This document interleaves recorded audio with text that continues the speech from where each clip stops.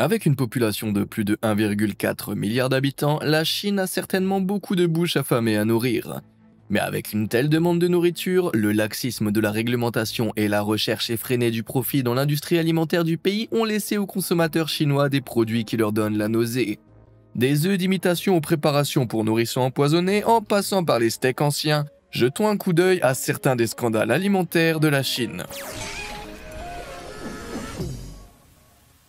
L'huile de caniveau. Oh là là, cette gentille vieille dame rend service au voisinage en nettoyant les égouts locaux. On pourrait penser là qu'il s'agit d'un acte de solidarité communautaire jusqu'à ce que vous appreniez qu'elle récoltait en fait les eaux usées. C'est le principal ingrédient de l'huile de caniveau, un produit dégoûtant et peu hygiénique fabriqué en réutilisant l'huile solidifiée qui a été jetée dans les canalisations et les égouts. Les déchets sont récupérés, traités et combinés avec des graisses animales pour produire une alternative abordable et illégale à l'huile de cuisson. Elle est ensuite vendue à bas prix aux restaurants, aux vendeurs de rue et à tous ceux qui ne posent pas trop de questions sur sa provenance. Les experts en sécurité alimentaire ont averti le public que ce type d'huile contient des hydrocarbures aromatiques polycycliques nocifs qui peuvent causer des dommages gastro-intestinaux, voire des cancers. Mais l'attrait d'une alternative bon marché fait que, à son apogée en 2010, près d'un dixième de l'huile de cuisson chinoise était fabriquée à partir de ces eaux usées recyclées. Aussi dangereux soit-il, ce produit est encore utilisé aujourd'hui dans le secteur de la restauration en Chine. En 2020, des employés de la chaîne de restauration Xiaolongkan ont été arrêtés pour avoir vendu en 2 ans plus de 2 tonnes d'huile de gouttière provenant des égouts situés derrière leur restaurant. Je parie que la nouvelle a laissé un mauvais goût dans la bouche de leurs clients. Si vous avez besoin d'un petit remontant après ce jeu bien gras, je vous recommande d'appuyer sur ces boutons j'aime et s'abonner qui ont l'air un peu plus frais. Je publie chaque jour de nouveaux contenus et contrairement à ce scandale de l'huile de vidange, je ne recycle pas du matériel usé. Maintenant, préparez vos réflexes nauséeux et replongeons dans les pires scandales alimentaires de la Chine. Tofu. Si certains comparent la puanteur du célèbre tofu chinois à celle des pieds, des ordures chaudes ou de la viande pourrie, d'autres ne se lassent pas de son arôme piquant. Ce tofu traditionnel est un mets chinois délicat obtenu en faisant cailler du lait de soja, en le pressant pour obtenir un bloc solide et en le faisant mariner dans une saumure fermentée. Plus il fermente longtemps, plus ce plat putride dégage un pong intense. Si certaines usines le laissent reposer leur saumure que quelques jours, d'autres établissements peuvent la laisser reposer pendant presque 1 an. Sa puanteur symbolique est généralement un signe de qualité, mais parfois c'est un signe d'un raccourci souillé. En 2003, un journaliste de Shenzhen News s'est infiltré dans un atelier de tofu puant, non réglementé, et a appris que des excréments humains étaient ajoutés à la saumure pour la rendre plus odorante. Bien entendu, les autorités ont immédiatement fait fermer l'atelier. Puis en 2007, le Bureau national chinois de l'industrie et du commerce a révélé que plus de 100 fabricants avaient utilisé de l'eau rance et du fumier pour accélérer la production puante. Un ouvrier a même admis avoir chié dans un seau en plastique afin de pouvoir conserver les cubes de bouillon qu'il produisait lui-même pour la saumure. Il devrait peut-être songer à rebaptiser ce produit tofu de toilette.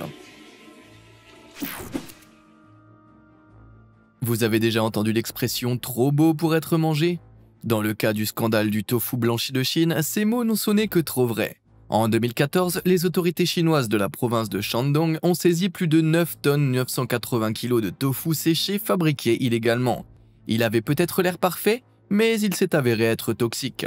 Il avait été produit par un gang local qui pensait pouvoir faire de l'argent rapidement en fabriquant le tofu avec un ingrédient interdit, le rongalite. Il s'agit d'un agent de blanchiment industriel souvent utilisé dans l'industrie de l'impression et de la teinture. S'il rendait les bâtonnets de tofu séchés plus blancs et plus moelleux, le formaldéhyde qu'il libère pendant le processus de cuisson peut provoquer des maux de tête, des vomissements et même des cancers. Cela semble déjà assez grave, mais les choses allaient encore empirer. Les autorités craignaient que les marchés locaux des provinces de Shandong, Henan et Jiangxi n'aient vendu plus de 90 700 kg de ce tofu toxique, soit presque le poids de 2 Boeing 720. Heureusement, les effets toxiques n'ont pas fait de vagues, personne ne s'étant manifesté pour signaler que quelconque maladie. Et il s'en est fallu de peu. Tofu à base de sang. Malgré son nom, le tofu sanguin rouge vif de Chine n'a jamais vu une goutte de lait de soja de sa vie. C'est l'un des aliments les plus effrayants de cette création culinaire déroutante, car il est fabriqué presque exclusivement à partir de sang de canard ou de porc coagulé. On le chauffe avec du sel pour le figer en blocs, qui sont ensuite utilisés comme une variété de soupes et de plats traditionnels. Vous avez peut-être déjà l'impression que vous allez vomir, mais attendez d'entendre ceci. En 2013, 4 hommes d'affaires de la province du Henan ont été arrêtés pour avoir fabriqué et vendu environ 240 500 kg de tofu au sang empoisonné sur les marchés locaux. L'opération leur avait rempli les poches de 75 000 $, mais avec un coût moralement questionnable. Ils avaient mélangé le tofu avec du formaldéhyde concentré, connu sous sa forme liquide sous le nom de formol. Au cas où cela ne vous dirait rien, le formaldéhyde est un produit chimique aux propriétés de conservation couramment utilisé pour embaumer les cadavres. Le fait de le mélanger au tofu sanguin a permis de prolonger la durée de conservation du produit et de lui donner une couleur plus vive. Mais la consommation de formaldéhyde peut provoquer des graves lésions du foie et des dysfonctionnements rénaux. Et s'il est consommé par des femmes enceintes, il peut même provoquer des malformations chez le bébé à naître. Pour encore aggraver les choses, le propriétaire de l'usine à l'origine du scandale savait que ce produit chimique était toxique et a même consciemment retiré cet ingrédient de tout tofu sanguin qu'il préparait pour sa propre famille. Si vous voulez mon avis, ce type devrait être un vampire. Je vais dire, il consommait du sang et était clairement mort de l'intérieur. Des pastèques explosives. Aussi hilarant que ce concept puisse paraître, les pastèques explosives n'étaient pas tant une blague qu'un cauchemar pour les agriculteurs de la province de Jiangsu en 2011. Après une période de forte pluie, 47 hectares remplis de pastèques non mûres ont soudainement commencé à exploser. Un agriculteur a rapporté que cela s'est passé si vite qu'au moins 80 pastèques de sa récolte se sont ouverts en quelques heures. Alors que beaucoup prétendaient de ne pas savoir ce qui avait causé ce mystérieux massacre de pastèques, le professeur Wang Liangju de l'université de Nanjing a inspecté les cultures et a découvert l'origine du problème. Les agriculteurs avaient utilisé un stimulant de croissance des plantes appelé forchlorphénuron. Il s'agit d'un additif légal qui aurait dû avancer la récolte des pastèques de 2 semaines et augmenter leur taille d'environ 20%. Mais il a été utilisé trop tard dans le cycle et combiné au temps pluvieux, ces bébés non mûrs ont connu une croissance excessive. Ce scandale explosif a mis en lumière les pratiques agricoles mal avisées de la Chine, et très peu de gens ont voulu acheter les restes de la récolte. On ne peut pas vraiment les blâmer, je veux dire, voudriez-vous avoir une bombe potentielle de pastèques remplie de produits chimiques dans votre cuisine? Moi non. La baie des cochons. Ce n'est pas souvent que l'on voit des cochons dans une rivière, bien qu'il y ait eu cette fois où ma tante Mabel s'est baignée pendant ses vacances d'été en 2007, mais je m'égare là. En 2013, plus de 16 000 carcasses de porcs ont été découvertes sur les rives du fleuve Huangpu, dans la ville de Jiaxing. La situation est devenue très préoccupante car le Huangpu est une source importante d'eau potable pour les habitants de la région, et l'idée de particules de porc en décomposition dans votre boisson n'est pas vraiment attrayante. Le mystère a entouré la mort des porcs nageurs jusqu'à ce que des tests dans laboratoire révèlent que le nombre de porcs avait été affecté par le circovirus porcin. Il s'agit d'une maladie qui provoque des difficultés respiratoires, des diarrhées et parfois la mort. Quelqu'un d'autre se sent un peu alarmé? Malgré cette alerte scandaleuse, la maladie ne peut être transmise à l'homme et la qualité de l'eau serait restée stable. Cependant, les responsables de Jiaxing ont affirmé qu'aucune épidémie n'avait été détectée chez les animaux et que le décès était probablement dû à un mauvais hiver. Si la raison était vraiment si innocente, alors pourquoi les animaux ont-ils été déversés illégalement dans cette manière? Les autorités pensent que l'incident est lié aux mesures prises récemment par le pays pour interdire la vente de produits à base de porc provenant des porcs morts ou malades. Au lieu de les jeter en toute sécurité, il était plus pratique de déverser les carcasses en décomposition dans la réserve d'eau locale. Je pense que nous devrions peut-être changer l'expression ignorance crasse en ignorance d'éleveurs de porcs. La mauvaise eau en bouteille. Vous pensez peut-être que l'eau en bouteille est plus sûre que l'eau du robinet, surtout après ce problème de cochons morts. Mais en 2013, l'industrie chinoise de l'eau en bouteille a été confrontée à un grave scandale lorsqu'il a été révélé qu'une entreprise avait des normes de sécurité de l'eau moins strictes que l'eau du robinet du pays. Nongfu Spring, qui produisait autrefois 21,8% de l'eau embouteillée de Chine, a été accusée par le Beijing Times de filtrer son eau selon une norme de sécurité régionale plutôt que selon la norme nationale. Cette norme régionale, appelée DB33/383, avait été mise à jour pour la dernière fois en 2005, alors que la réglementation nationale avait été modifiée en 2007. Les anciennes directives plus souples stipulaient que les niveaux d'éléments cancérigènes comme l'arsenic pouvaient être 2 fois plus élevés que la limite nationale. De même, les éléments traces d'un métal lourd appelé cadmium, qui peuvent causer des problèmes respiratoires, étaient autorisés à un niveau 5 fois supérieur au niveau national. Même si Nongfu s'est défendu contre ces accusations en intentant un procès en diffamation d'un montant de 9,7 millions de dollars, sa réputation était déjà entachée. Les gens ont perdu confiance en l'entreprise et le scandale leur a coûté plus de 2 milliards de yuan de vente. À l'époque, cela représentait environ 325 millions de dollars. Je parie qu'ils auraient préféré ne rien dire à ce sujet. Fast food odieux. Les géants de la restauration rapide, Starbucks, KFC et McDo, ont beau être différents au niveau de la marque, leurs filiales chinoises ont toutes été impliquées dans un scandale en juin 2014. Un reportage télévisé a dénoncé l'un de leurs fournisseurs, Shanghai Uzi Food Company, pour avoir utilisé de la viande périmée dans leurs produits. Des ouvriers de l'usine de l'entreprise ont été secrètement filmés en train de mélanger des paquets de viande périmée à des produits frais. Ils ramassaient même la viande sur le sol sale et la rejetaient dans la production. Le rapport a frappé McDonald's en plein juillet, dans les McNuggets, et a conduit une baisse de 7,3% des ventes sur le marché asiatique en juillet 2014, qui a encore chuté à 14,5% en août 2014. Mais ce n'était pas la seule chaîne à être approvisionnée en viande périmée. Certains restaurants de KFC et les cafés de Starbucks avaient également recours à Shanghai Uzi. Et les grandes marques comme Papa John's, Pizza Hut, Domino's, Burger King et même Ikea y ont également utilisé leurs services par le passé. Au final, 5 employés ont été arrêtés, l'enquête ayant conclu que l'ensemble de l'opération avait été organisé par l'entreprise pour économiser sur les coûts de production. Heureusement, aucune maladie n'a été signalée. Tout cela est bien beau, mais mon estomac n'a pas cessé de se retourner à l'idée de ces vilains McNuggets. Faux hot pot. Le hot pot est un plat chinois qui correspond exactement à ce qui est écrit sur la boîte, ou dans ce cas sur le pot. Il s'agit d'un grand pot chaud rempli d'un succulent bouillon mijoté, accompagné de diverses viandes, légumes et sauces que vous préparez à votre table. Cela peut sembler superbe, mais en 2015, un nutritionniste chinois a fait sauter le couvercle d'un scandale au hot pot qui a balayé la nation. On pourrait croire qu'il prépare une soupe consistante, mais il s'agit plutôt d'un ragoût de drogue. Comme vous pouvez le voir, il n'ajoute pas un seul morceau de nourriture réelle dans la recette. Au lieu de cela, il mélange simplement du maltol éthylique, de l'oléorésine, du capsium et du 5-rinonucléotide disiodique dans de l'eau bouillante, ce qui est une façon très scientifique de dire qu'il a épaissi l'eau et ajouté des exhausteurs de goût. Cette vidéo scandaleuse a fait le tour des médias chinois, alertant le public sur les méthodes drastiques de réduction des coûts utilisées dans certains restaurants. Et ça ne s'arrête pas à la soupe aux produits chimiques. Les enquêteurs ont découvert que certains restaurants ajoutaient également des médicaments antipaludiques dans la concoction du hot pot. Pourquoi ? Parce qu'ils utilisaient de la viande avariée et que les médicaments contrebalançaient les effets secondaires dont les clients pouvaient souffrir, comme une méchante diarrhée.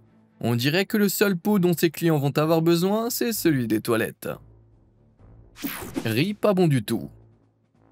Êtes-vous tombé dans le piège du riz en plastique chinois qui a dominé Internet en 2016 ? Les rapports de l'époque affirmaient qu'une partie du riz produit par la Chine était aussi plastique que le sac dans lequel vous le transportiez jusqu'à chez vous. Ces rumeurs sur les réseaux sociaux étaient peut-être fausses, heureusement, mais la Chine a eu de sérieux problèmes avec son riz par le passé, et pour un problème bien plus grave. En 2011, l'université agricole de Nanjing a découvert que 10 à 60% du riz vendu sur le marché local de 6 régions différentes contenait du cadmium, un métal lourd hautement toxique. À l'état de trace, ce métal est généralement inoffensif, le maximum légal de cadmium dans le riz étant de 1 mg par kilo. Mais dans certains des échantillons, les chercheurs ont trouvé 5 fois cette quantité. Une exposition à long terme à ces niveaux peut entraîner des problèmes respiratoires, des cancers et même un ramollissement des os. Cette crise de contamination a terrifié la nation, car le riz est un aliment de base de la cuisine chinoise. Le pays en ayant consommé près de 135 milliards de kilos entre 2010 et 2011. Mais comment la situation a-t-elle pu dégénérer à ce point ? La Chine a mis en cause d'énormes sources de pollution d'origine humaine, telles que l'exploitation minière et l'agriculture, résultant du rythme rapide d'industrialisation du pays. Selon les estimations, 10% des sols agricoles ont été pollués par des métaux lourds, ce qui a contaminé 11 milliards de kilogrammes de riz et a coûté à la Chine plus de 20 milliards de yuan, soit 317 millions de dollars. C'est le prix élevé pour un mauvais riz. Faux œufs. Cela peut sembler ridicule, mais la légende urbaine sur internet selon laquelle la Chine produirait des faux œufs n'est pas une légende.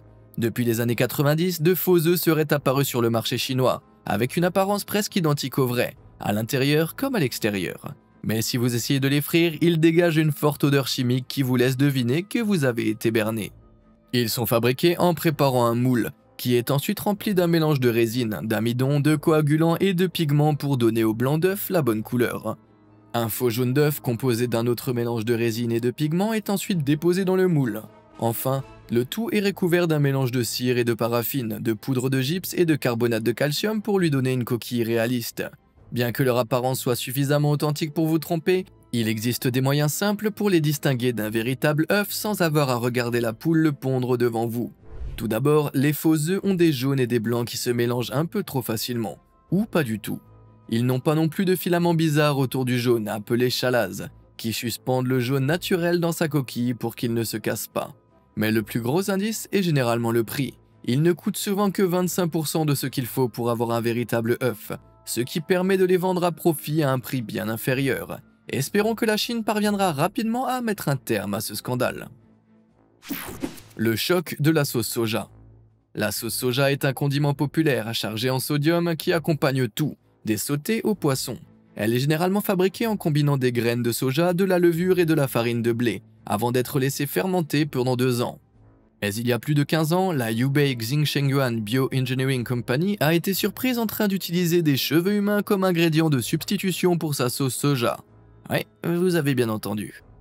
En 2004, ces travailleurs ont été secrètement enregistrés en train de passer au crible des sacs de cheveux sales, provenant de salons de coiffure, d'instituts de beauté et d'hôpitaux de tout le pays. Leur tâche consistait à retirer les cheveux des objets tels que des cotons-tiges, des serviettes hygiéniques et même des préservatifs usagés. Les cheveux étaient ensuite coupés et placés dans un réacteur, sans être nettoyés, qui les transformait en un liquide d'apparence sombre. Le composant clé de ce liquide révoltant était sa teneur en azote, qui pouvait être ajouté à d'autres ingrédients pour satisfaire les normes nationales en matière de sauce soja. Il était ensuite séché et vendu aux entreprises de production sous le nom de poudre d'acide aminé. Le processus était beaucoup plus rapide que les 2 années nécessaires à la fermentation du soja authentique, et réduisait les coûts de production d'environ de moitié. Cette histoire pourrait suffire à vous donner envie de cracher votre propre boule de poil, mais il y a une petite chance que ce ne soit pas aussi simple qu'il n'y paraît. Le produit en question n'a fait l'objet d'aucun test en laboratoire, et le rapport provient d'un seul reportage télévisé basé sur les témoignages de quelques travailleurs. Alors au vu de tous ces éléments, qu'en pensez-vous? Imposture éhontée ou scandale choquant? Dites-le moi dans les commentaires. Perles de tapioca en plastique. Le thé à bulles ou bubble tea, ou également connu sous le nom de thé au lait perlé ou thé boba, est une boisson bizarre qui parvient à être à la fois un repas et une boisson. Le plus souvent composé de thé noir, de lait, de sirop et de perles de tapioca, il est devenu une sensation sucrée en Asie, avec environ 450 000 magasins proposant du bubble tea rien qu'en Chine. Mais il y a quelque chose de sinistre qui se cache au fond de ces tasses. En 2019, une jeune fille de 14 ans souffrant de douleurs à l'estomac et d'occlusion intestinale a subi un scanner, qui a révélé plus de 100 boules de tapioca non digérées bloquant ses intestins. Ce qui est étrange, c'est que les ingrédients de boules de tapioca normales ne sont pas des radios opaques et n'apparaissent pas sur les radiographies ou les scanners. Cela signifiait que ces boules avaient été faites avec quelque chose d'autre. Il s'avère que pour économiser sur les coûts de production du tapioca frais, certains fabricants chinois ajoutent des matériaux polymères, façon autrement élégante de dire du plastique aux perles. Au cours d'une enquête, le propriétaire d'un magasin a admis que les perles étaient fabriquées dans une usine chimique à partir d'éléments tels que des semelles de chaussures en cuir ou de vieux pneus. Aussi farfelu que cela puisse paraître, le centre d'expérimentation chimique de l'université de Qingdao a testé un échantillon de perles provenant du marché local et a découvert qu'elles étaient très adhésives, presque comme de la colle. Si elles sont vraiment si collantes, je n'ose imaginer combien de temps cette pauvre fille de 14 ans est restée coincée sur les toilettes. Du vrai mauvais lait. En 2008, l'industrie laitière chinoise a pris un très mauvais tournant après que près de 300 000 nourrissons aient été malades après avoir bu du lait maternisé contaminé. Le lait en poudre versé à la cuillère dans les biberons de ces pauvres bébés contenait des doses mortelles de mélamine, un composé chimique utilisé par les fabricants pour créer des ustensiles de cuisine en plastique, des engrais et même du béton. Mais lorsqu'il est ajouté à des produits alimentaires, il peut indiquer une teneur plus élevée en protéines, ce dont les bébés ont besoin pour les aider à devenir grands et forts. Malheureusement, des échantillons de cette formule ont révélé la présence de près de 5000 fois la quantité maximale de mélamine dans la solution. Mais cette formule ne les aidait pas seulement à grandir, elle les aiderait aussi à développer des calculs rénaux, voire même à souffrir d'insuffisance rénale. 6 malheureux nourrissons en sont morts et 21 personnes ont été arrêtées.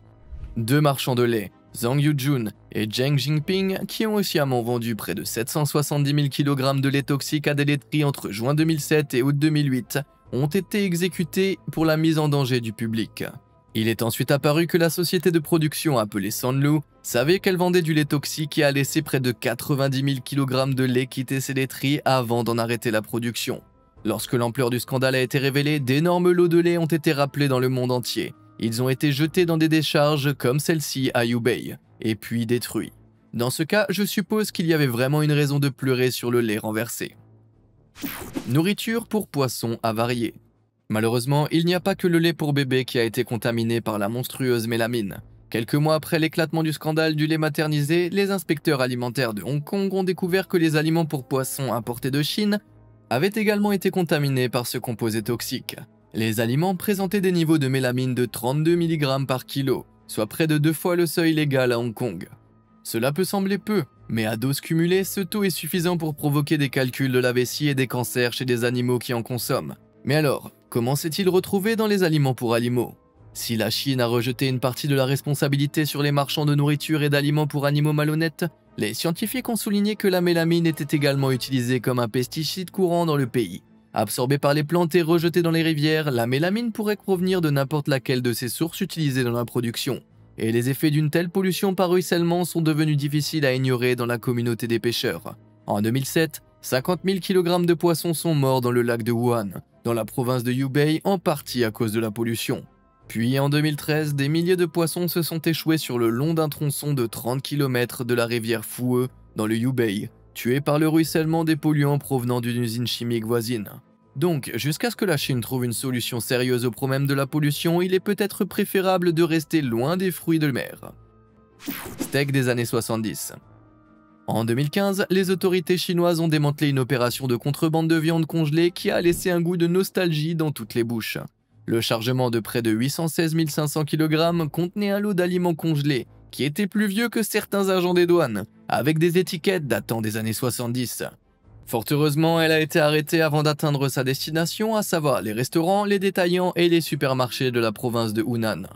Elle faisait partie d'une opération beaucoup plus vaste qui a permis de réprimer la vente de plus de 99 790 tonnes de viande congelée fétide, d'une valeur d'environ 500 millions de dollars. Bien que cette vente soit vendue à des prix bien plus bas, les contrebandiers qui transportent ces colis putrides font de leur mieux pour réduire les coûts, de sorte qu'ils sont souvent transportés dans des véhicules non réfrigérés. Lorsqu'ils arrivent à destination, on ne sait pas toujours combien de temps la viande a été conservée. Un jour, une semaine, un mois, et bien dans ce cas, c'était 45 ans. Je sais que certaines personnes aiment le steak vieilli, mais celui-ci est tout simplement ridicule.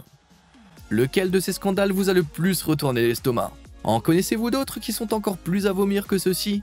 Dites-le moi dans les commentaires ci-dessous, et comme d'habitude, merci de nous avoir suivis.